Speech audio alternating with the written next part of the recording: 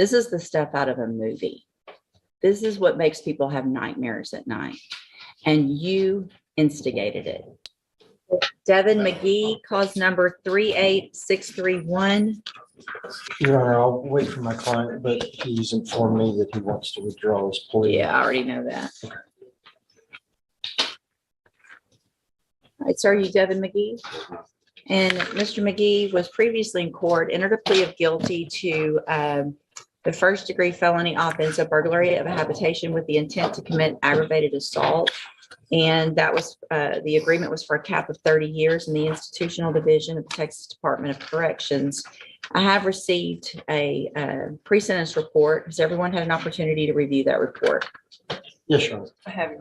I've also received, it looks like a letter from Mr. McGee that I have taken notice of, as well as a couple of, looks like some incident reports from the jail. Have you all had an opportunity to review those? Yes, Your Honor. I have. Are there any additions or corrections to that pre-sentence report? Your Honor, the only additions that I would have is that I've received 2 letters from family members. I'd like to have the court have access to that before making a decision. However, I'd like to read from some of the letters as part of my closing. So I'd like to hold on to them, but then I would like to present them to the court. Okay. They're written by 2 close family members. And then further, the only other correction in the pre-sentence report, I guess we need clarification. While the defendant was previously in court and pled guilty, he's informed me this morning that he wishes to withdraw his plea. I let him know that that was up to the court. That's not up to me. So, Mr. McGee, when you were here before, you were sworn in by the clerk and asked you some very specific questions about your plea and whether or not you were doing it freely and voluntarily, whether or not you did it because you actually did what they charged you with. Obviously, you know that I sat through the trial of your brother. So I've seen all of the evidence against you that would be presented at trial, the videos, all of the things. And so I guess I'm not inclined to let you withdraw your plea. I want to know, though, quickly why you think you want to. I don't want to withdraw my plea because I was informed. I found out that I can't get probation on this, and I thought I could. And that's not correct, Your Honor. He is eligible for probation. You are eligible for probation. And So- I have told him. Affirmative finding of a weapon, I couldn't get it. What? Affirmative finding of a weapon, I couldn't get it. If I make that finding, I can give you anything right now from a deferred probation up to 30 years in prison. That's the range of punishment. So you are eligible for probation. That is an option that I have. So that's whoever has told you that, you're misinformed. That is an option. All right. So I am not going to allow you to withdraw your plea. We're going to go forward with sentencing. Mr. Nix, you may proceed. Thank you, Your Honor. Your Honor, in reviewing the PSI, obviously the court's seen some of the evidence. It's not good evidence. But the one thing that I think needs to go in Mr. McGee's favor, obviously, is that he did take responsibility. He did plead. Obviously, he's gotten some bad legal information in the jail since we were last here in court. But that shouldn't change the fact that Mr. McGee has had no criminal history other than some traffic citations and a few failures to appear on those traffic citations before this. He's never been in our system. He's never been on probation before.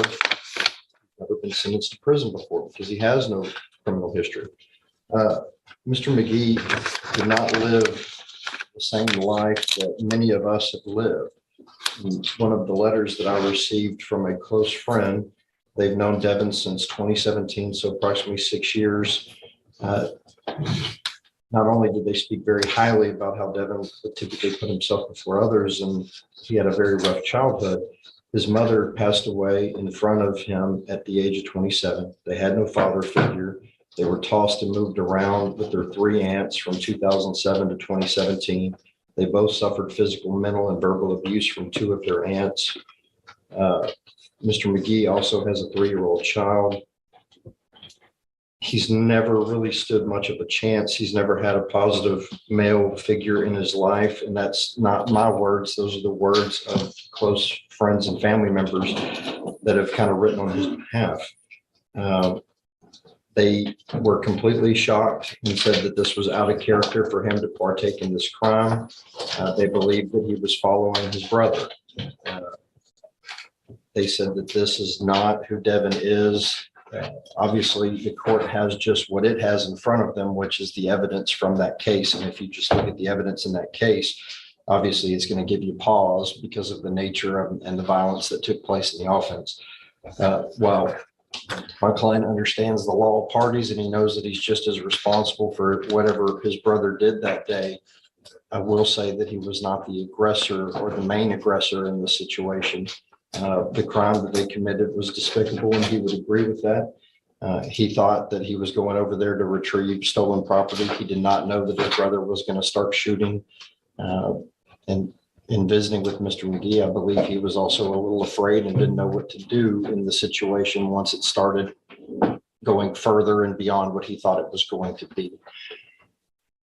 Further, Mr. McGee has told me that he has found religion. He has, one of his write-ups has been because they did not warn the jailer when they were going to pray.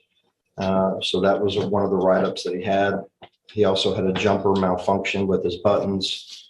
But he says that his newfound religion has given discipline and peace in his life. He has a son now. He apparently did not know about that. I believe he became aware of that while he was incarcerated. The child is 3 years old. And he would like to have some sort of a life with a son. I would suggest that he get 10 years deferred adjudication probation. And if he messes up even one iota, he's got the full range to deal with.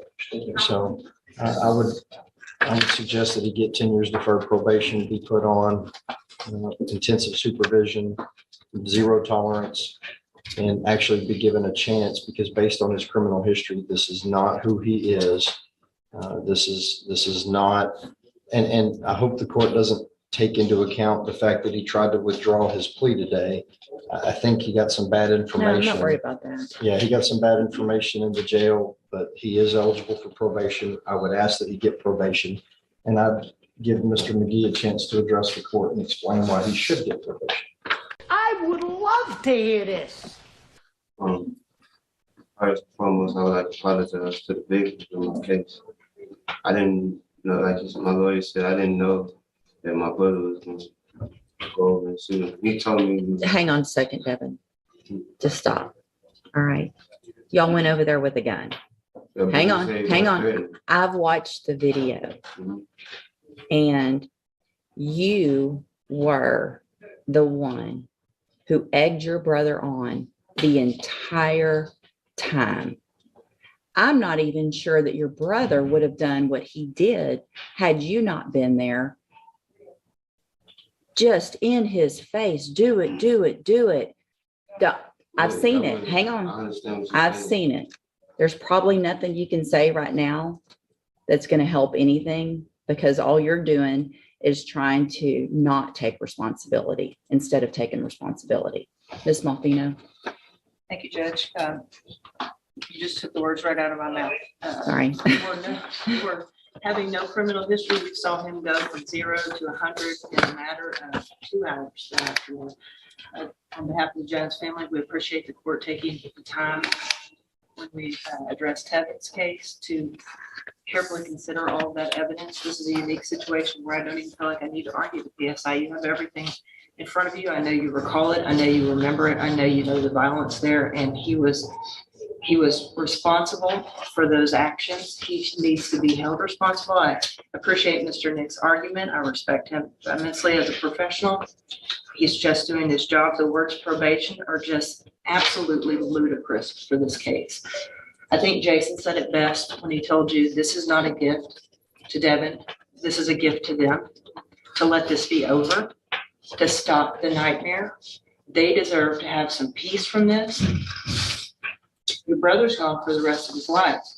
You better be glad that your exposure is 30 years, and that's not a gift to you. That's by the graciousness of this family. Judge, on their behalf, I respectfully ask 30 years within the firm I am the devil. Your Honor, can I present the two letters?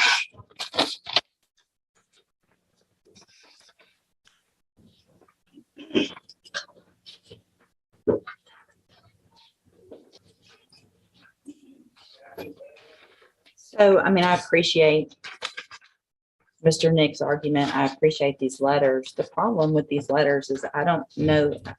I wish if they hadn't seen that the people who are saying what a good person you are and how much remorse you supposedly have, and that you've taken responsibility, saw the video of what happened that night. There's not a whole lot of times here in court that with cases, we have the opportunity to have pretty much every single part of an offense on video, right? And that makes this unique. It's unfortunate probably in some cases that we don't, because probably other people who've done similar things get maybe some breaks that they shouldn't, because we don't have all of that. What you and your brother put that family through that night is the stuff, and I think I've said this before, the family's probably heard me, I know, tell your brother this. This is the stuff out of a movie. This is what makes people have nightmares at night. And you instigated it. You walked with your brother with that assault gun, however far y'all had to walk, knowing you weren't just going to get property holding a gun. Well, you can object whatever you want, but I know what I saw. I know that you instigated him to keep doing it. You showed him how to take the safety off the gun. I remember all of that. So at this time, I'm going to find that you entered a plea of guilty freely and voluntarily. I'm going to find sufficient evidence to find you guilty. And at this time, I'm going to find you guilty of burglary of a habitation with intent to commit aggravated assault. I'm going to sentence you to a term of 30 years in the institutional division of the Texas Department of Corrections.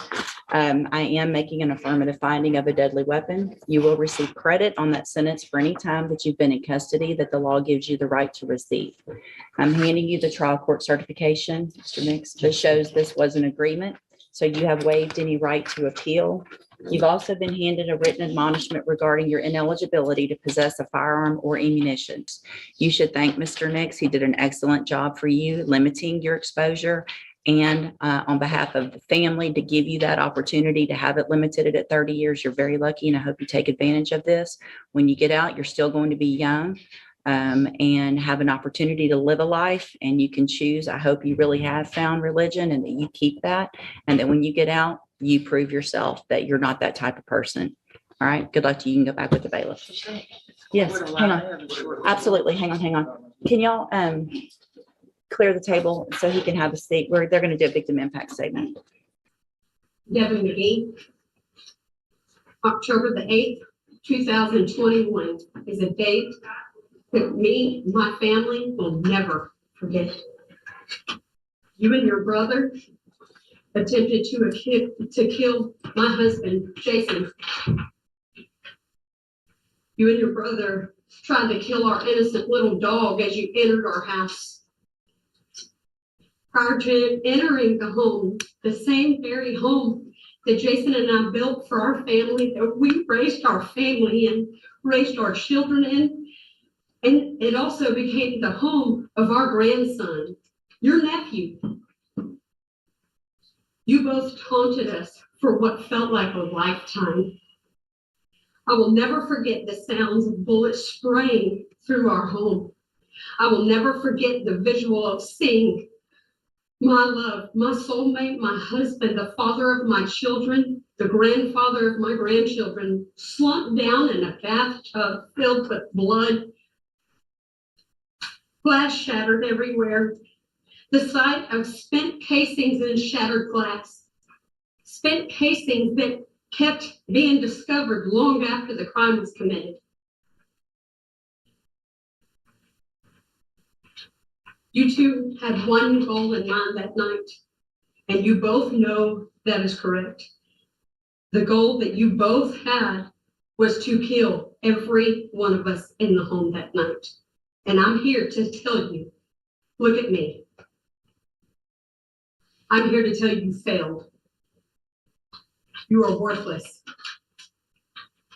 We have a very small fraction of our many supporters that are here today to see justice through, that we're here to see justice through on your brother as well.